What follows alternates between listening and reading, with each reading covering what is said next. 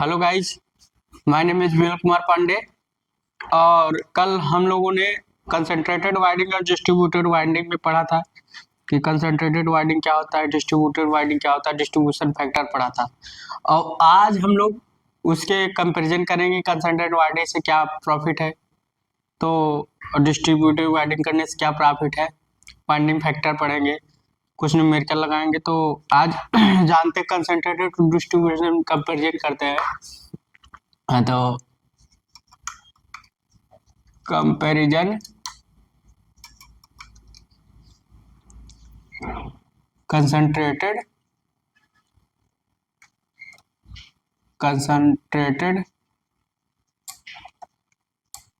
And distributed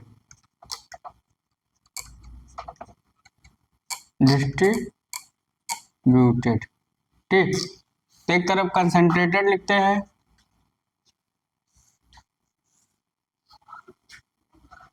एक तरफ concentrated लिखते हैं, एक तरफ डिस्ट्रीब्यूटेड लिखते हैं। डिस्ट्रीब्यूटेड तो लाइन मान लेते। देखो कंसंट्रेटेड वायलिन में क्या होता है, हार्मोनिक मोर होते हैं, तो मोर हार्मोनिक लिखेंगे, मोर हार्मोनिक। हार्मोनिक से ज्यादा होंगे क्योंकि फुल पिच वाइंडिंग है। और डिस्ट्रीब्यूटेड वाइंडिंग में रिड्यूस्ड हार्मोनिक होते हैं, रिड्यूस्ड हार्मोनिक।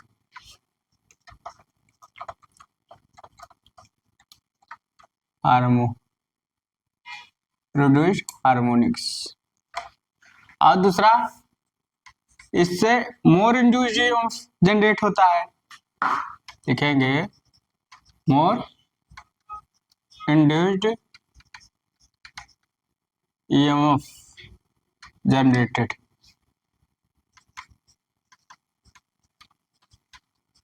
ठीक, इससे लेस इंड्यूस्ड EMF जनरेट होता है, slightly less than, slightly less than individual। हमने आपको डिस्ट्रीब्यूटेड कंसंट्रेटेड वाइंडिंग बता भी चुके हैं, कंपैरिजन दिखा रहे हैं क्या क्या हो सकता है। और इसका मैकेनिकल स्ट्रेंथ लो होता है, इसका ज्यादा होता है। मैकेनिकल स्ट्रेंथ लो, इसका strong mechanical strength, strong mechanical strength. और चौथा, इसको हाई स्पीड में ऑपरेट नहीं कर सकते, इसको हाई स्पीड में ऑपरेट कर सकते, लिख सकते हैं can not operated at high speed, at high speed. और इसको हाई स्पीड में ऑपरेट कर सकते हैं, लिख सकते हैं ऑपरेटेड एट हाई स्पीड। तो ये सब कंपैरिजन थे कि कंसंट्रेटेड और डिस्ट्रीब्यूटेड वाइंडिंग में क्या क्या इसमें पॉइंट निकल आ सकते हैं, कभी कभी पूछ लेता है। तो आप लोग को याद रखना है कि इसका मोर, आप लोग उतार लीजिए भी, इसका मोर हार्मोनिक होता है और उसका रिड्यूस हार्मोनिक होता है। इसमें मोर इंड्यूस जनरेट होता है, उसमें slightly less than induce generate होता है। इसका मैकेनिकल स्ट्रेंथ लो होता है, उसका अच्छा माना जाता है। इसको operated at high speed, can not operated high speed, इसको आप हाई स्पीड पर ऑपरेट नहीं करते, इसको हाई स्पीड पर ऑपरेट करते हैं। तो इसको आप लोग उतार लीजिए 1 मिनट में। तो देन इसके अंतर होते हैं,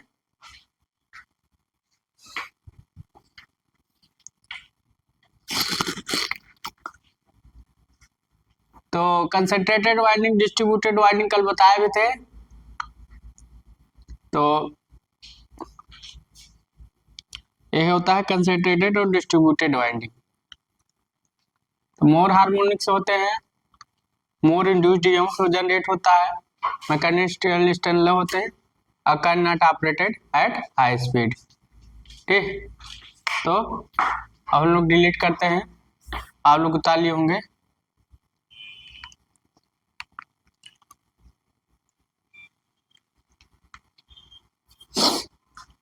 अब इसको हम मिटाते हैं।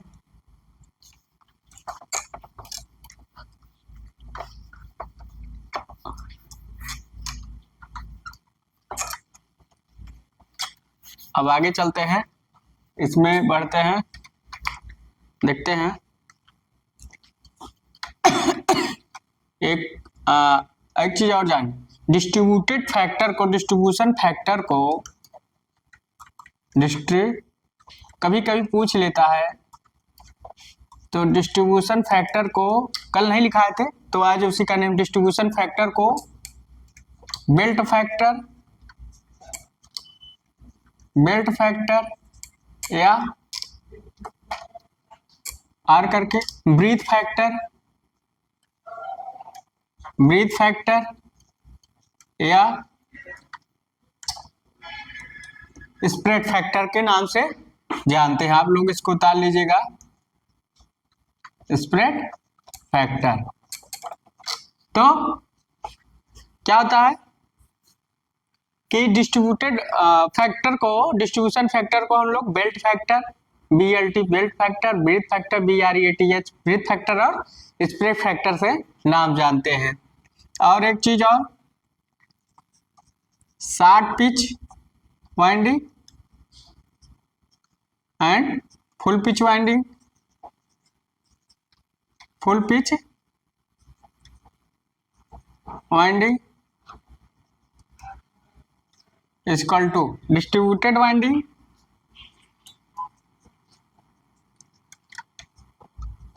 muted winding और concentrated winding, treated winding। तो distributed winding and concentrated winding, इसको हम बराबर लिख सकते हैं KW, इसको बोलते हैं वाइंडिंग फैक्टर। तो एक के पिच फैक्टर के इक्वल होता है और एक किसके इक्वल होता है, इसको पिच फैक्टर बोलते हैं, इसको डिस्ट्रीब्यूशन फैक्टर इनटू KD।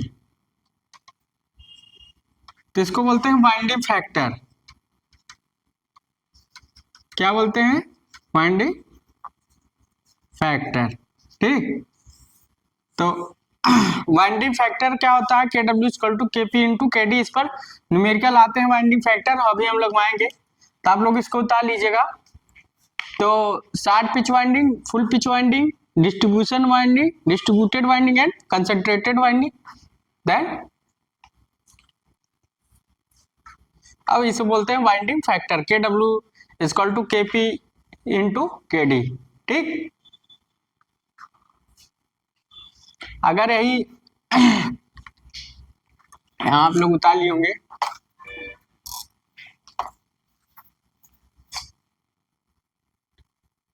तो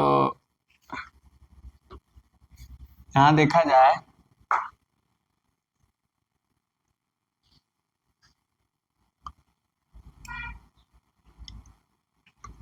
अब आगे चलते हैं, आप लोग उतार लिए होंगे। मान लीजिए कभी कभी न्यूमेरिकलों में अल्टरनेटर से भी पूछ लेता, तो आप लोग जान लीजिए। मान लीजिए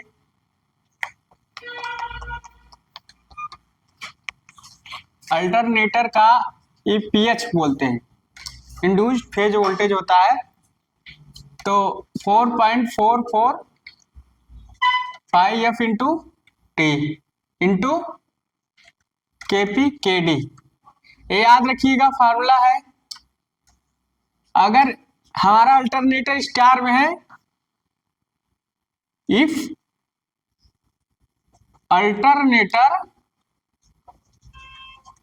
alternator star connection, star connection, अगर हमारा अल्टरनेटर स्टार कनेक्शन में है तो EL इक्वल टू होता है √3 EPH, निकालने का फार्मूला है। और कहीं कहीं पूछ लेता है, जैसे दिया है स्लैश जेड की वैल्यू, अब इसमें टी की वैल्यू है, टी की वैल्यू निकालने पहले हम लोग निकालते हैं जेड की वैल्यू। कहीं कहीं न्यूमेरिकलों में दे देता है स्लैश से पोल्स स्लैश से दे देगा, और स्लैश के साथ क्या देगा, इस स्लैश में इतने कंडक्टर हैं, और फेज दे देगा, ज्यादातर 3 फेज ही आता है तो 3 से डिवाइड कर देंगे तो जेड की वैल्यू निकल आएगा। और जब जेड की वैल्यू निकाला तो जेड इक्वल टू 2t होता है, याद रखिएगा, भूलिएगा नहीं, ये निकालने का तरीका है। ठीक, तो जेड इक्वल टू 2t होता है, और ये आप लोग फार्मूले सारे डाल लीजिए कि कहीं मान लीजिए आपका अगर अल्टरनेटर का phase voltage phase induce EMF है, और अगर अल्टरनेटर स्टार कनेक्शन तो देन फार्मूला लगेगा EL इक्वल टू √3 EPH। तो EPH की वैल्यू यहाँ है KP KD into T 5F into 4.44। ठीक, तो ये फार्मूला हो गया देन निकालने का। ठीक, तो आप लोग इसको उतार लीजिएगा, डाल लीजिए।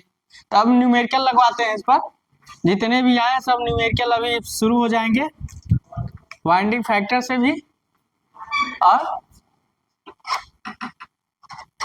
आप लोग उतार लीजिए। तो अब सारे जो हमने लिखवाए सब अभी आपके सामने आएंगे, आप लोग उतार लिए होंगे। अब हम न्यूमेरिकल लगाते हैं थोड़ा सा। एक बात याद रखिएगा, देखिए मैं पहले से लिख दे रहा हूं, आंसर वही आएगा। अगर KD KP की वैल्यू है, डिस्ट्रीब्यूशन वाइंडिंग है और 60 पिच है, फुल पिच नहीं, अगर KD या 60 पिच में लिखिए distributed winding 60 pitch, distributed winding and 60 pitch, 60 pitch और डिस्ट्रीब्यूटेड वाइंडिंग एंड 60 पिच। इसको 60 की स्पेलिंग आप लोग को नहीं दिख रहे हो, बड़ा सा लिख देते हैं SHORT 60 पिच। तो KD की वैल्यू क्या होगी, लेस देन 1, और क्या होती है याद रखिएगा, KD इक्वल टू 0.96 या 0.95 करके आंसर आता है, अब लोग याद रखिएगा। KP की वैल्यू होता है लेस देन 1 भी, KP की वैल्यू भी लेस देन 1 होता है, तो क्या होता है 0.96 एंड 0.95। देखिएगा आंसर यही आएगा, आप लोग निकालेंगे सब आंसर यही आएगा। देखिएगा हम लोग थोड़ा चलते हैं, ठीक। तो देखिए डिस्ट्रीब्यूटेड वाइंडिंग है, 60 पिच वाइंडिंग है, डिस्ट्रीब्यूटेड वाइंडिंग में KD KP का वैल्यू ना रहेगा। आप लोग इसको उतार लिए होंगे। अब हम न्यूमेरिकल थोड़ा सा लगवा देते हैं, आप लोग को श्योरली मिल जाएगी कि हाँ सर क्या बोले थे। ठीक, तो हमने सारा फार्मूला लिखवा दिया है, सारा सब कुछ लिखवा दिया है। अब हम लोग इस पर थोड़ा न्यूमेरिकल लगा लेते हैं, तो इसको आप लोग उतार लिए होंगे, सब लिखवा दिया, ऐसा कोई चीज नहीं है कि जो हमने बाकी छोड़ा है।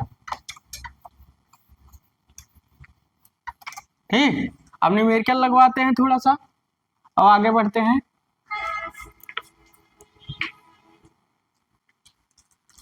एक मिनट, देखिए एक न्यूमेरिकल है, लिखा है एक थ्री फेजी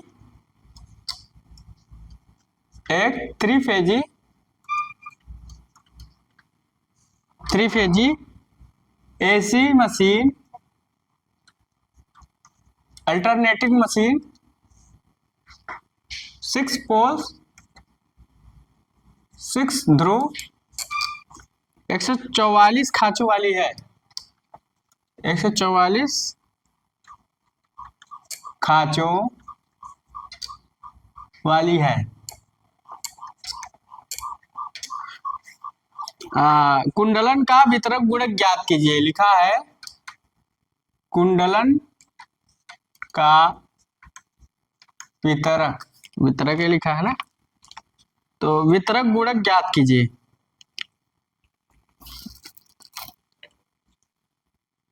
हाँ, वितरक गुणक ज्ञात कीजिए। अब देखिए हिंदी में लिखा है वितरक गुणक मतलब होता है डिस्ट्रीब्यूशन फैक्टर। वितरक गुणक मतलब होता है डिस्ट्रीब्यूशन फैक्टर, इसे बोलते हैं डिस्ट्रीब्यूशन फैक्टर। डिस्ट्रीब्यूशन फैक्टर, तो हमको डिस्ट्रीब्यूशन फैक्टर ज्ञात करना है, तो अब इसे सॉल्व करेंगे।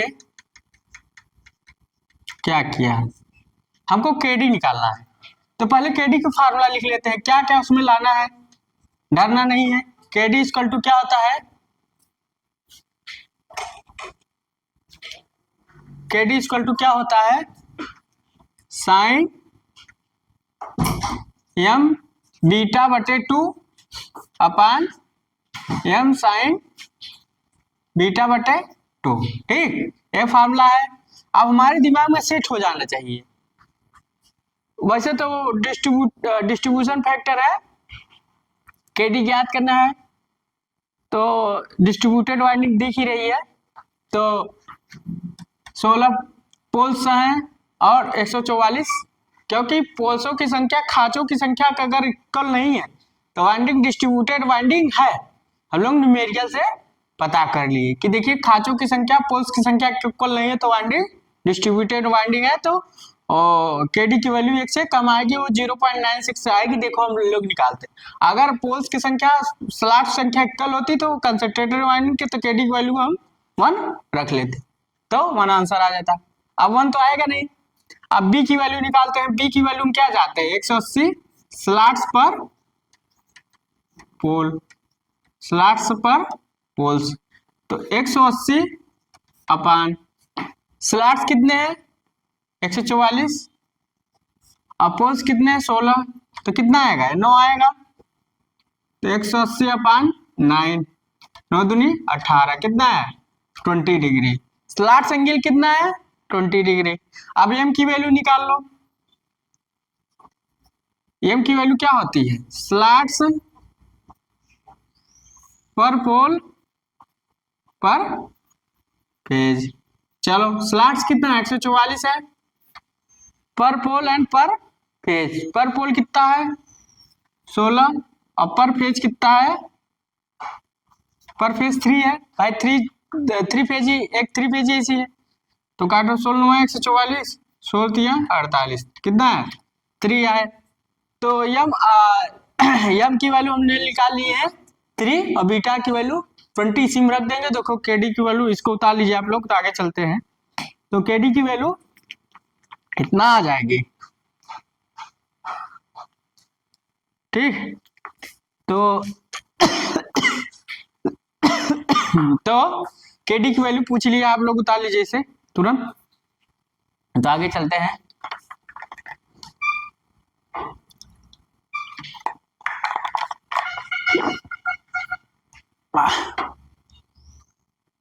तो आप लोग उतार लिए होंगे।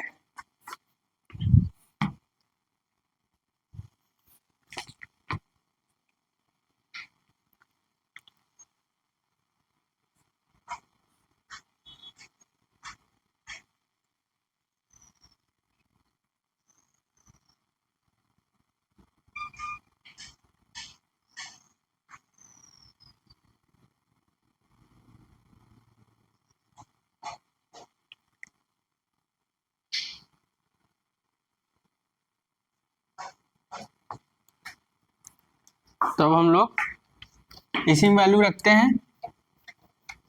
तो साइन एफ की वैल्यू कितनी है 3, बीटा की वैल्यू 20/2 और एम की वैल्यू कितनी है 3 है साइन,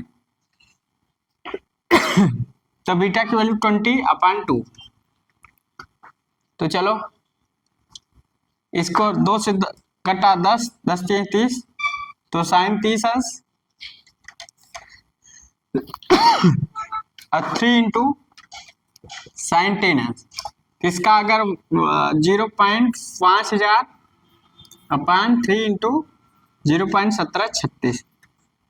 अब इसका अगर करोगे तो 0.96 आएगा। आप लोग करके देखना कैलकुलेटर से। हमने क्या बोला था, आंसर आ गया ना। केडी की वैल्यू 1 से कम आ गई, चाहे आप लोग यहां से सीधा आंसर कर देते, कुछ भी आंसर कर सकते थे। तो केडी की वैल्यू कुछ भी कर सकते थे, 0.96 हम रख सकते थे तुरंत आंसर, बिना सवाल को हल किए केडी की वैल्यू हम 0.96 रख देते, क्योंकि वाइंडिंग डिस्ट्रीब्यूटेड वाइंडिंग है और डिस्ट्रीब्यूटेड वाइंडिंग है तो केडी की वैल्यू 1 से कम आएगी। केडी की वैल्यू 1 से कम आएगी तो क्या आएगी, हमने लिखवाया था 0.96। आप चाहे लोग निकालिए और चाहे न निकालिए, आंसर आपका लग गया। मतलब आपका जो 5 मिनट लेता, 3 मिनट लेता, 2 मिनट लेता, वो आपका देखते ही आंसर आ गया। तो देन इसको उतार लीजिए।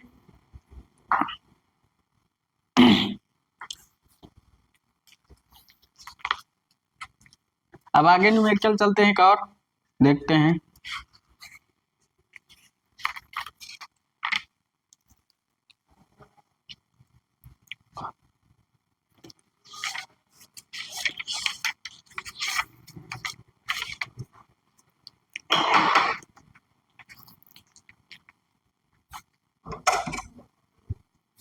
इसको उतार लीजिए आप लोग।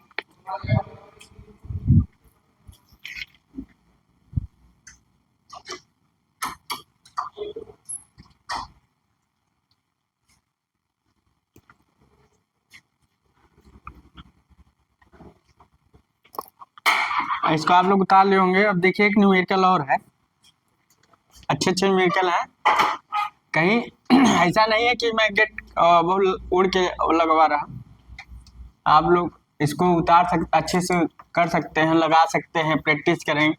देखिए बिना बताए आंसर आ गया, मतलब आप देखते ही आंसर लगा सकते हैं, इतना टाइम है। मान लीजिए कहीं कैलकुलेशन में मिस्टेक हो गया तो क्या करोगे, तो थोड़ा सा ट्रिक याद रखोगे तो ज्यादा अच्छा रहेगा आप लोगों के लिए भी। तो अब एक न्यूमेरिकल है, चलते हैं। लिखा है एक थ्री फेजी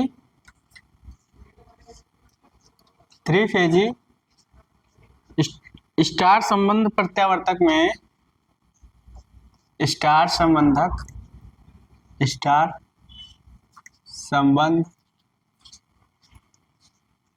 प्रत्यावर्तक में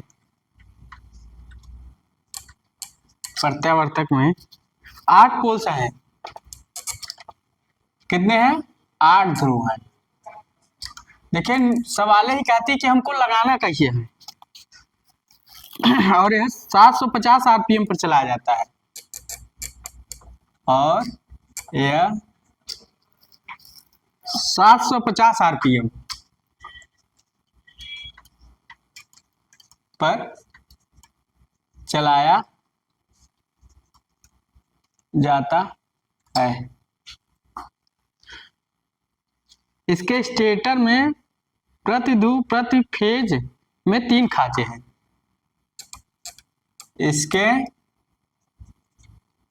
स्टेटर में प्रति पोल प्रति ध्रुव प्रति फेज और प्रति फेज कितने खांचे हैं, 3 खांचे हैं। 3 खांचे हैं प्रति पोल प्रति फेज।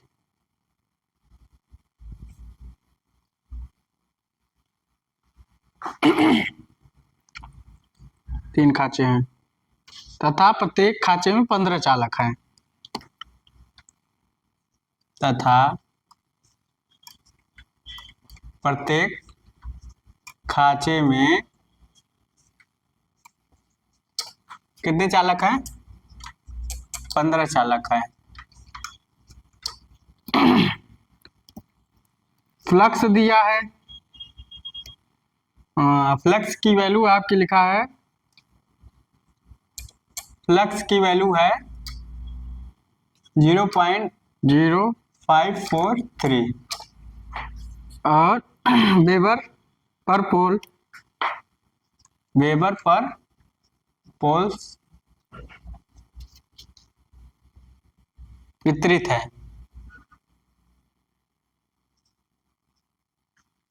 वितरित जा वक्री हैं। तो लिखा है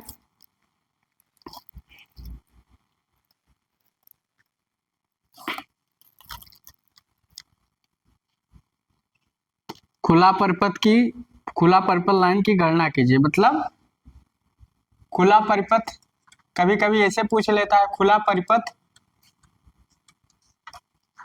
लाइन की गणना कीजिए, लाइन की गणना कीजिए। या कभी कभी और लिखा है प्रत्येक कला के सभी चालक श्रेणीबद्ध है, ठीक। या कभी कभी इसमें लिख देगा वाइंडिंग फुल पिच वाइंडिंग है, या लिख सकते हो वाइंडिंग फुल पिच वाइंडिंग है, लिखा है, ठीक है। मान लीजिए इसमें लिखा, मानिए कि प्रत्येक कला के सभी चालक श्रेणीबद्ध है। तो सवाल में ही आपका दिया है, सब कुछ दिया है, कोई दिक्कत नहीं है। अब इसमें जो जो निकालना है सब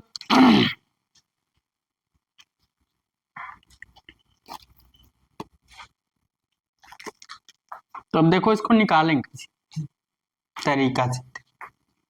साल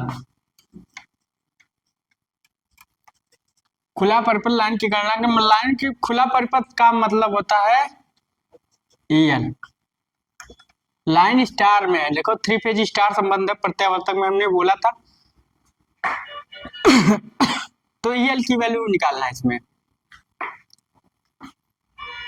EL की वैल्यू निकालना है। तो पहले इसमें हम क्या जानते हैं, हमको पहले EPH निकालना है। तो EPH का फार्मूला क्या होता है, 4.44 pi F into T KP KD।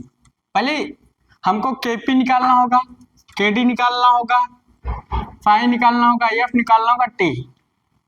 तब हम फार्मूले में क्या रख देंगे, देखो घबराना नहीं है, √3 EPH हो गया, लग गया सवाल। अगर हम KP और KD की वैल्यू रख दें, आंसर आ जाएगा तुरंत। फाई की वैल्यू दिया ही है,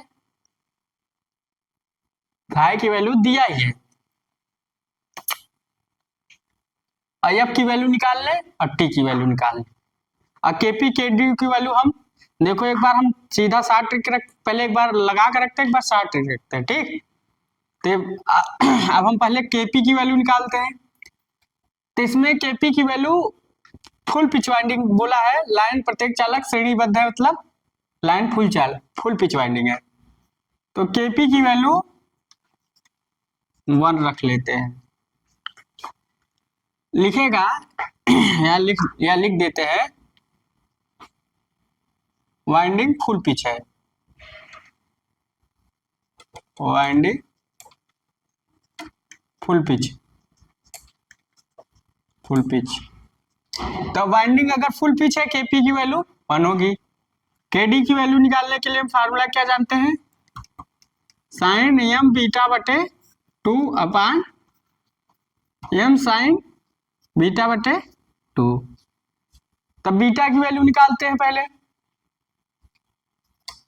तो बीटा की वैल्यू कितनी है, 180 स्लैट्स पर पोल।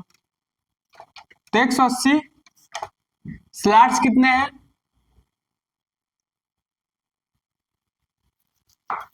स्लैट्स कितने हैं, प्रत्येक खांचे में 3 खांचे स्लॉट्स पर पोल पर फेज है। अब देखो m की वैल्यू अगर हम यहाँ निकालें तो स्लॉट्स पर पोल पर फेज है, स्लॉट्स पर पोल पर फेज, तो यहाँ लिखा है 3, ये देखो 3 है, ठीक। अगर स्लॉट्स पर पोल की बात करें 3 इंटू 3 करेंगे तो 3 इंटू 3 करेंगे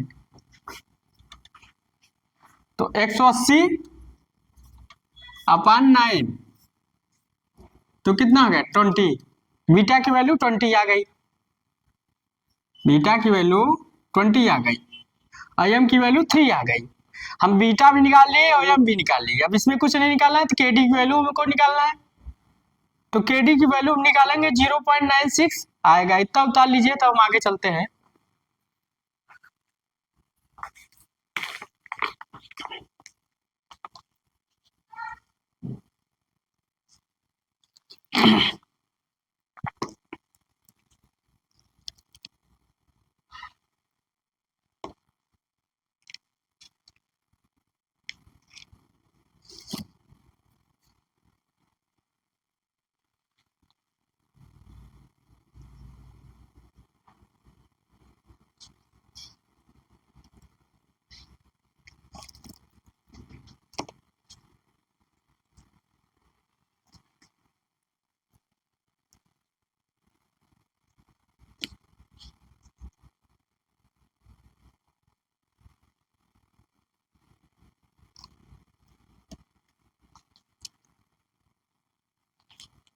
तो आप लोग इसको उतार लिए होंगे।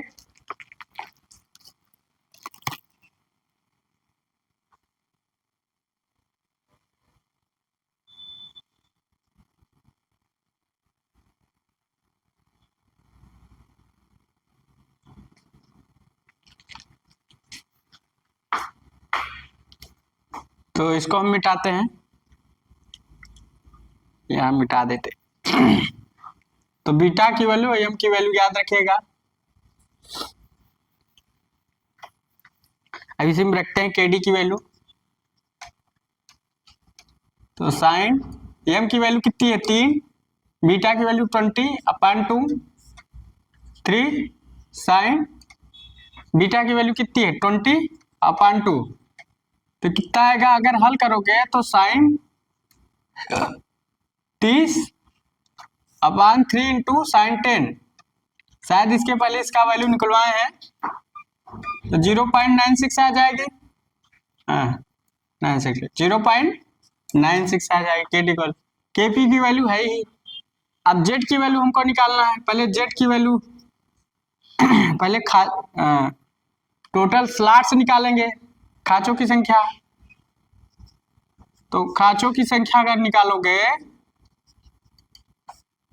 तो खांचों की संख्या अगर निकाला जाए तो पोल्स कितने 8 हैं, स्लॉट्स पर पोल पर फेज मतलब कितना है 3 इंटू 3 कर सकते हैं, 3 इंटू 3 तो कितना हुआ 8 तक 24 है 72 72। अब जेड की वैल्यू निकाल लेते हैं 72 इंटू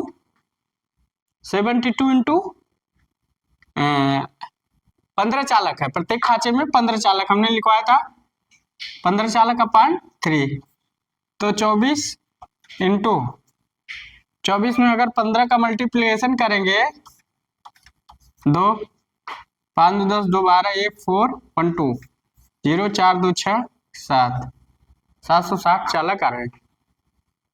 5 20 5 10 10 12 4 2 6 360 वही कर रहे हैं 2 1 3 तो 360 कंडक्टर आ 360 चालक आ गए, ठीक। तो जेड की वैल्यू 360 आ गई, तो जेड की वैल्यू 360 आ गई। अब इसको आप लोग उतार लीजिए।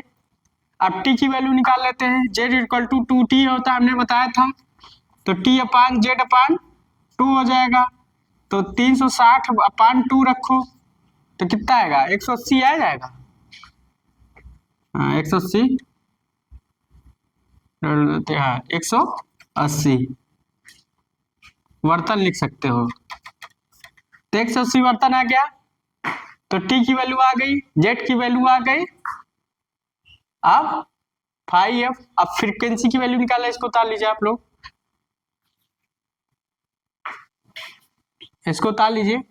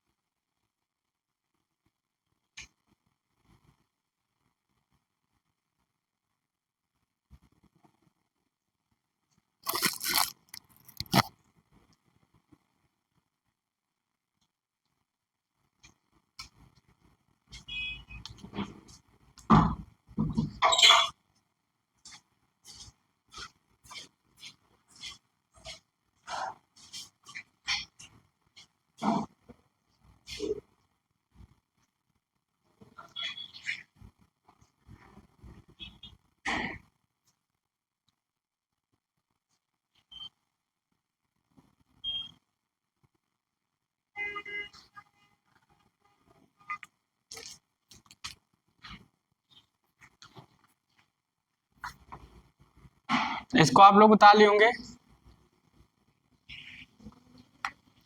उतार लीजिए।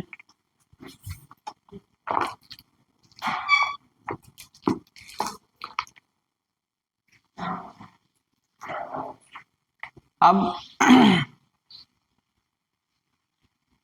180 आ गया ना। तब देखा जाए और क्या इसमें है, देखो इतना जो लिखा लगा रहे, इतना मेहनत करने की जो बता रहे तरीका होगा कैसे, अभी हम शॉर्टकट में लगा देंगे आ जाएगा। अब फ्रीक्वेंसी की वैल्यू निकालते हैं, तो एन इक्वल टू कितना होता है 120 एफ अपान पी, तो हमें एफ की वैल्यू भी निकालनी है, तो एन पी इंटू 120, एन की वैल्यू कितनी है, स्पीड, आरपीएम कितना है 750, और पोल्स की संख्या 8 है, और 120 कट गया, 2 चौक 8 और 2 छंग 12, तो हमें लगता है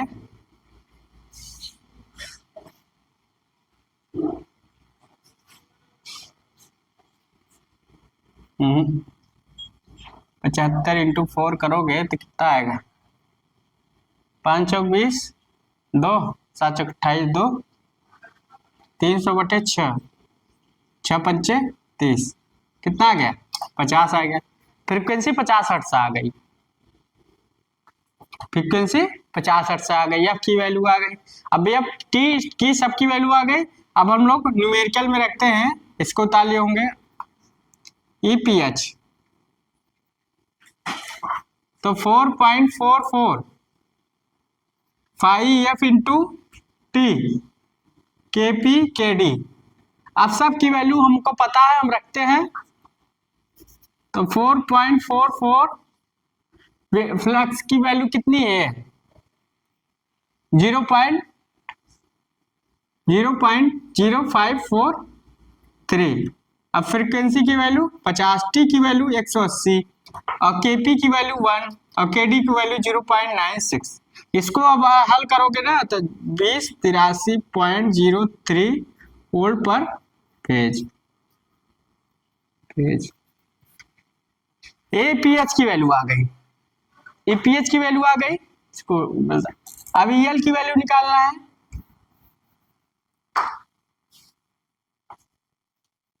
इसको आप लोग उतार लीजिए पहले इतना, तब ईएल की वैल्यू निकालते हैं, तो ईएल की वैल्यू जब निकालते हैं, ईएल इक्वल टू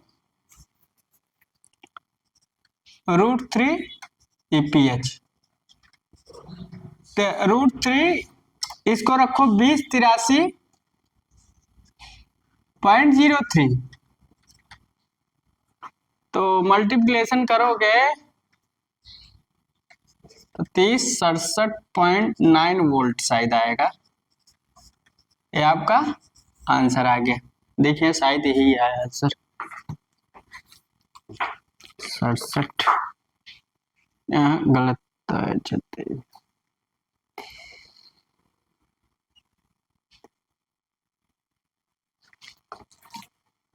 ये उल्टा हो गया है।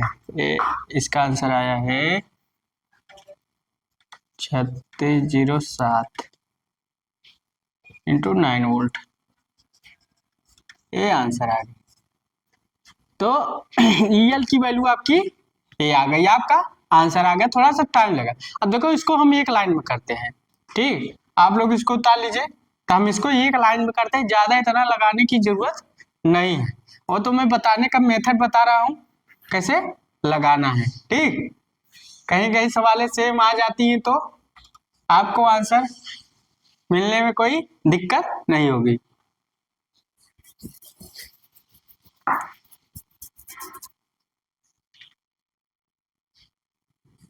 तो इसको हम मिटा देते हैं। अब देखो एक लाइन में आंसर आएगा, मान लो साल। देखो हम ईपीएच की वैल्यू क्या जानते हैं, 4.445 इंटू टी केपी इंटू के डी। आप सीधा वैल्यू आप ही रखोगे, मैंने फाइव की वैल्यू ये है 0.0543 है। एफ की वैल्यू अगर निकालोगे तो 50 हर्ट्ज आएगी। पोल्स की वैल्यू रखोगे, स्पीड आरपीएम की वैल्यू रखोगे तो 50 हर्ट्ज आएगी ही ना। तो कैलकुलेशन करना, टी की वैल्यू 180। टी की वैल्यू हमने निकाला, पहले जेड की वैल्यू निकाल लेना। इसमें टी की वैल्यू थोड़ा टिपिकल क्या होता है, पहले जेड की वैल्यू निकाल लेना। इसमें जेड की वैल्यू निकालोगे तो पहले हम पोल्स 8 इंटू 3 करेंगे, तुरंत 72 आया। अब 72 इंटू कितने चालक है, 15 5 3 कर देंगे तो 180। और जेड इक्वल टू 2t होता है। टी की वैल्यू हम लोग निकाल लेंगे, जेड अपान 2। तो यहाँ 360 आया था, अब बटे 360 कर दोगे तो आब्लिक 2, तो 180 आ जाएगा। देखो खट्टे से आ गई, कोई बहुत ज्यादा मेहनत, 80 आ गई। और उसके बाद केपी की वैल्यू 1 है और केडी की वैल्यू 0.96 है। तो सीधा हमारा कितना है, 2083.03 वोल्ट पर फेज। पता है इतना कुछ करने की जरूरत पड़ी नहीं करी। और ईएल की वैल्यू हम करेंगे √3 ईपीएच। तो ईएल की वैल्यू √3 ईपीएच की वैल्यू कितनी है, 2083.03। इसको करोगे तो 3607.9 वोल्ट। आंसर आ गया, आ गया। इतनी कुछ करने की जरूरत पड़ी, जितना आप लोग निकाले हो केपी की वैल्यू केडी की वैल्यू, कुछ नहीं। केडी की वैल्यू हमको मालूम ही है, केपी की वैल्यू भी मालूम है, आप लोग उतार लीजिए, आंसर आपका आ गया। सवाल उतार लिए होंगे आप लोग, उतार लिए होंगे, ये भी उतार लीजिए। अब एक सवाल और चलते हैं लास्ट।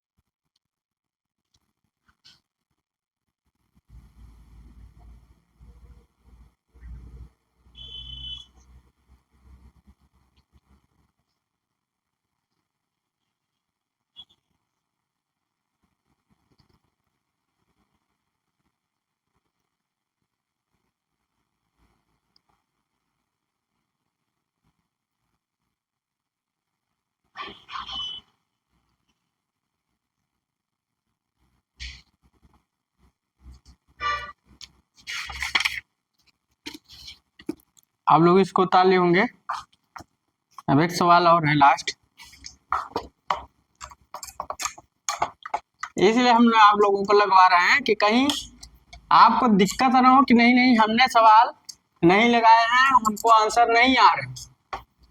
आप लोग चाहें तो एक एक मिनट, आधा सेकेंड, आधा मिनट, 1 मिनट से कम का समय लेकर इसी तो आपको नंबर बढ़ाने के नंबर। तो अब अगले सवाल देखते हैं, एक लास्ट है। लिखा है, एक न्यूमेरिकल है,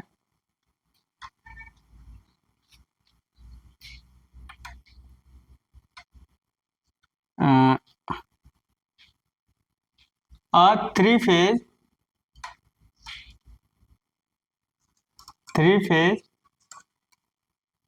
4 पोल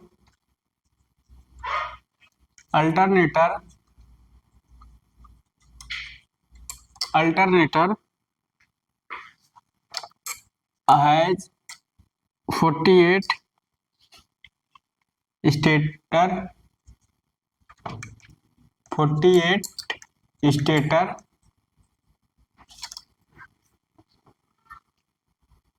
slots carrying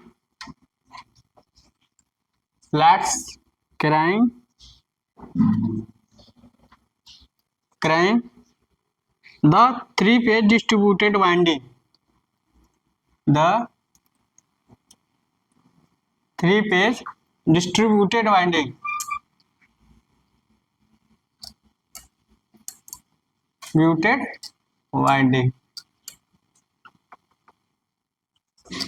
The 3-phase distributed winding each coil of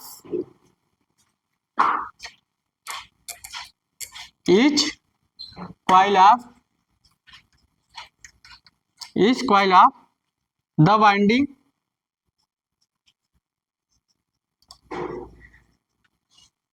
is short chorted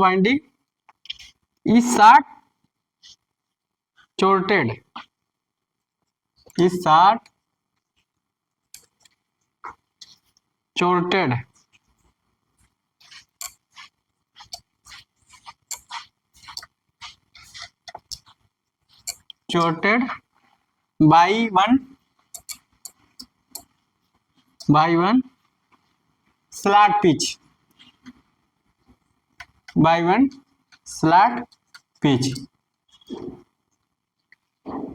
The winding factor is given. लिखा है the winding factor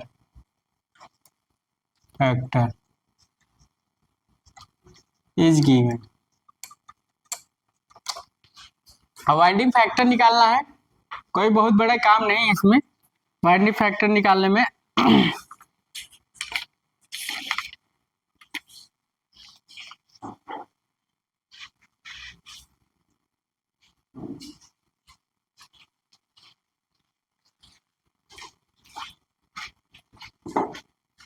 तो अब आप लोग इसको उतार लीजिए।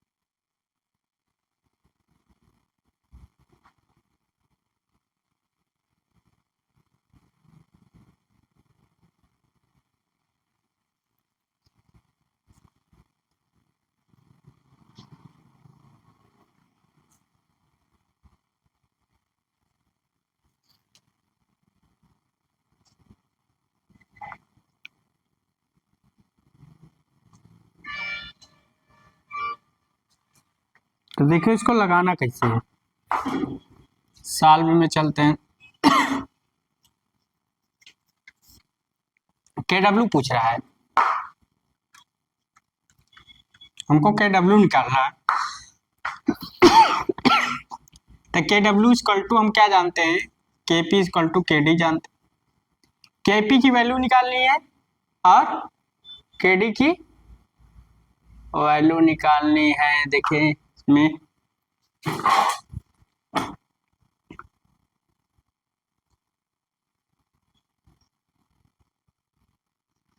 ठीक, तो केडी की वैल्यू निकालनी है और केपी की वैल्यू निकालनी है। अब देखो इसमें ऐसा कोई कुछ कह नहीं रहा कि वाइंडिंग फुल पिच वाइंडिंग है, ऐसा कुछ है नहीं। तुम केपी की वैल्यू 1 निकाल ले, केडी की वैल्यू भी देखो ऐसा कुछ करा 0.96 ही आएगी। चाहे आप लोग निकालिए चाहे ना निकालिए, या निकालना चाहे तो निकाल के देख सकते हैं कितना आएगा। चलो अब इसमें क्या करते हैं, थोड़ा दिमाग लगाते हैं। अब केडी इक्वल टू क्या होता है, साइन एम बीटा बटे 2 अपान एम साइन बीटा अपान 2। ठीक, तो बीटा की वैल्यू देखो, बीटा की वैल्यू हमको निकालनी है, एम की वैल्यू निकालनी, बीटा की वैल्यू निकालनी है। और केपी इक्वल टू क्या होता है, कास अल्फा बटे 2, अल्फा की वैल्यू निकालनी है। तो बीटा की वैल्यू क्या होती है, 180 स्लॉट्स पर पोल, स्लॉट्स पर पोल। तो 180 स्लॉट्स पर पोल, स्लॉट्स कितने हैं, 3 पेज 4 पोल्टर स्टेटर स्लॉट 48 है, 48 अपान पोल्स कितने 4, कितना है 180 अपान 12। तो 12 का भाग दोगे तो कितना आएगा, शायद 12 12 12 पंचे 60, तो 15 आ रहा है। बीटा की वैल्यू 15 डिग्री। अब बीटा की वैल्यू 15 डिग्री आ गई। अब अल्फा की वैल्यू निकालते हैं। अल्फा की वैल्यू कैसे निकालोगे, तो देखो लिखा 3 phase 4 pole alternator has 48 stator slots.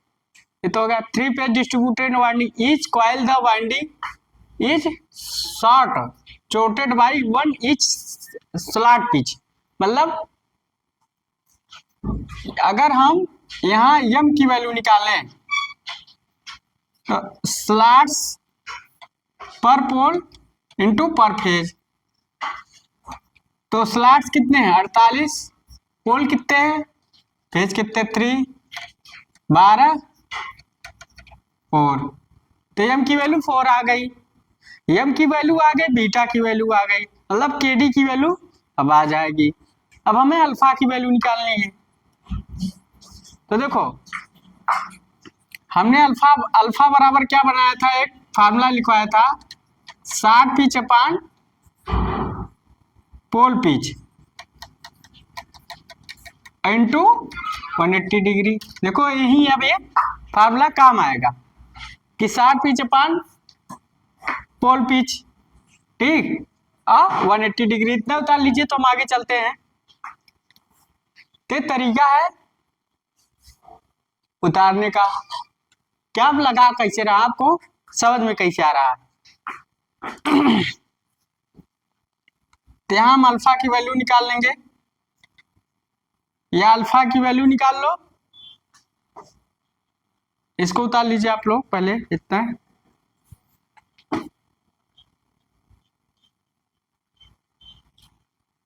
तो इसको आप एक तरफ से अल्फा छोड़ दो, क्वाइल पिच भी बोल सकते हो, क्वाइल पिच। अब देखो हम बताते हैं, थोड़ा सा इसको समझाते हैं। क्वाइल पिच या अल्फा भी लिख सकते हैं, तो कोई दिक्कत नहीं, मगर यहाँ क्वाइल पिच बताते हैं। देखो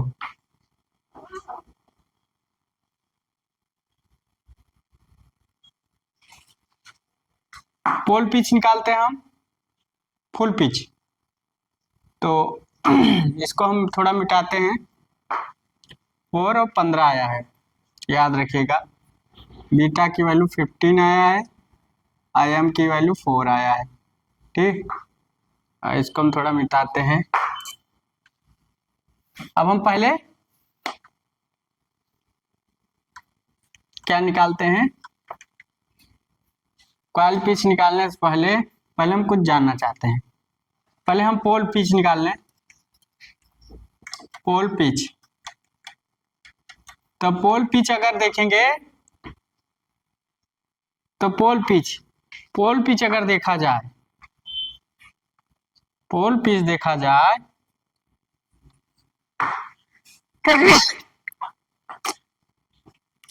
तो पोल पिच कितना है, z upon P. Pole pitch को हम फुल पिच भी बोलते हैं। जेड की वैल्यू 48, पी की वैल्यू 4, कितना आ गई 12। पोल पिच की वैल्यू आ गई। अब देखो 12 पिच है, लिखा है each coil of the winding is short chorded by 1 each slot pitch. 12 slot है तो ईच स्लॉट पिच मतलब 12 स्लॉट। तो मान लीजिए आपका यहां से यहां तक 12 स्लॉट था, यहां से तक। अब कह रहा है winding 60 chorded by 1 slot pitch.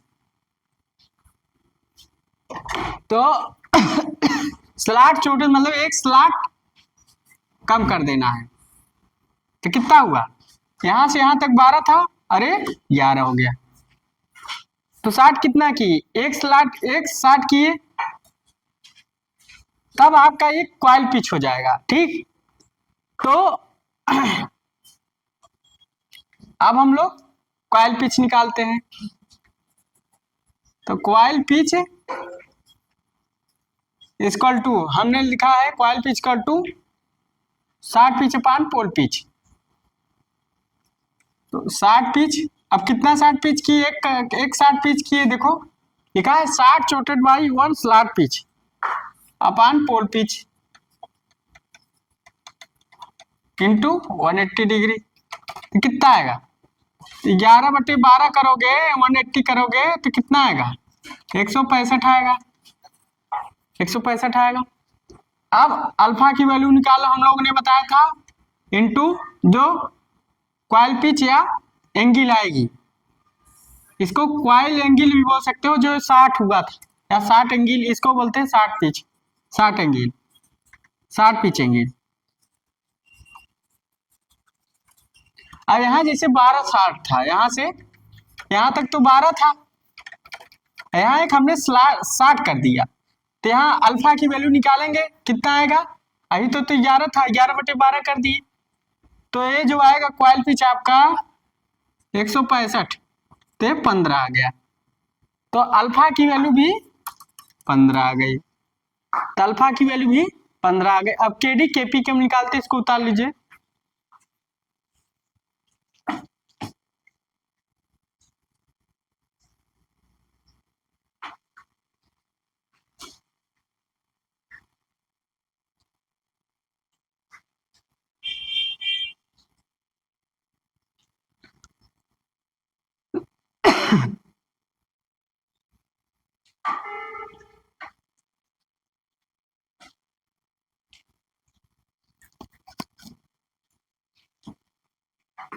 अब इसको आप लोग उतार लिए होंगे।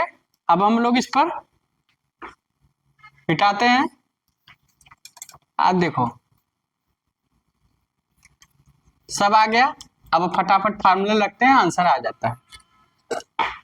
तो के डी की वैल्यू क्या है, साइन एम बीटा बटे 2 अपान एम साइन बीटा बटे 2। तो क्या है, तो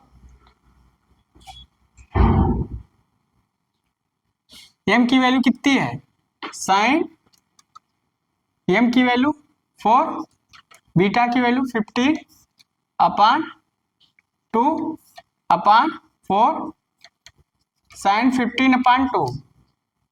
अब 2 दूनी 4, 15 दूना 30।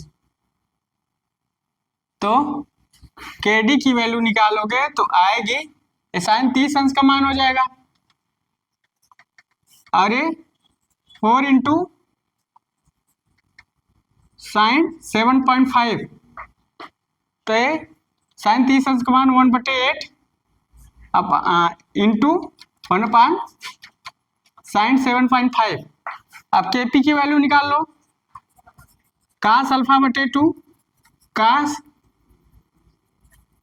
और अल्फा की वैल्यू कितनी है 15/2, तो कास 7.5। तब के डब्ल्यू में इसको उतार लीजिए आप लोग।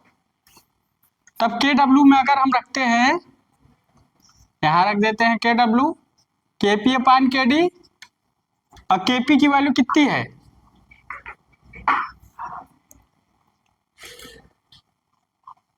हाँ कास 7.5, उसको उतार लीजिए 7.5। अब के डी की वैल्यू 1/8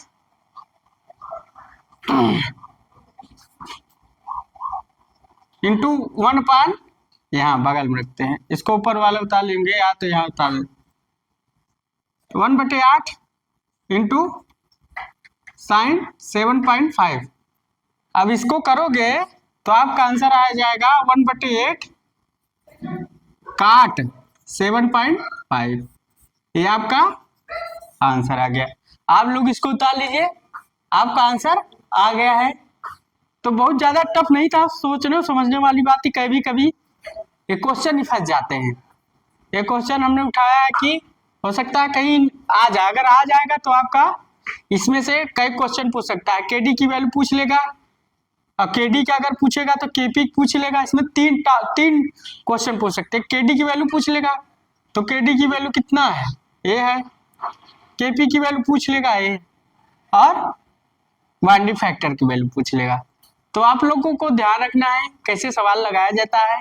लिखा है शॉर्ट, लिखा है each coil of the winding, एक coil of the winding short chorded by 1 slot pitch, मतलब 12 स्लॉट है।